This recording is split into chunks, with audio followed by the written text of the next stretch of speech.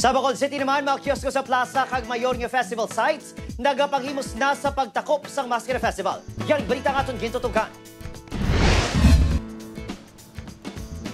Matapos ang 19 kadlaw, napangkakas na ang mga kiosko sa mga Maskara Festival sites kangay sa Bacolod City Public Plaza.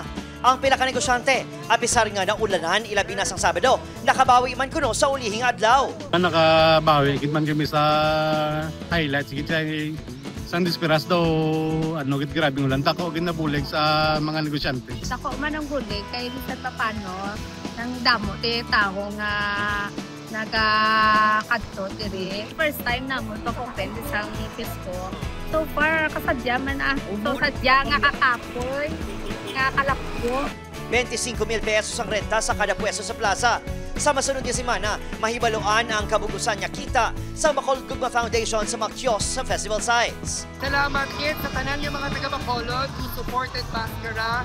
Madamo kikya salamat. It's either kamo, nagkato sa parties, nagkaon sa kiosko, nag-support sa mga friends nyo, naglantaw sa show, wala nyo kin mind ng traffic, ang tanan yung mga inconvenience sa Maskara. Samtang, kunang mga negosyante ang nakabawi. Ang mga barangay nga nagpasakop sa street dance and arena competition, nag-ayo naman sa LGU nga dugangan ng ilang financial assistance sa sunod nga tuig.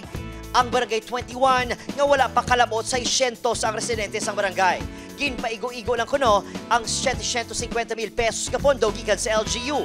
Tuman kagamay kung ikomparar sa dalagko nga contingents kangay sa nagkampiyon nga Barangay Tangup nga masobra 4 milyones pesos ang natipon nga pondo para sa kompetisyon halin sa ila sponsors. Ilang ang biyahe nila pakadto pa kari. Isa ka libo daan na ako pa ko sang salakyan pa ako tutag 3 mil.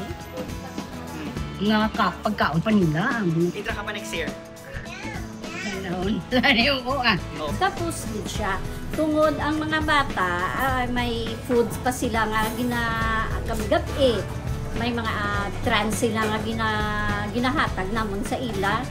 Kag sa costume, ang amo na solicit, mga more or less na mga 5,000. Kaya wala bala sa may nag-big sponsor.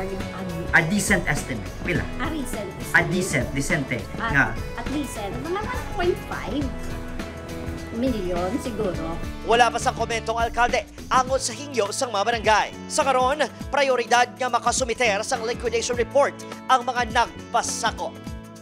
Adrian Pretos, Western Visayas.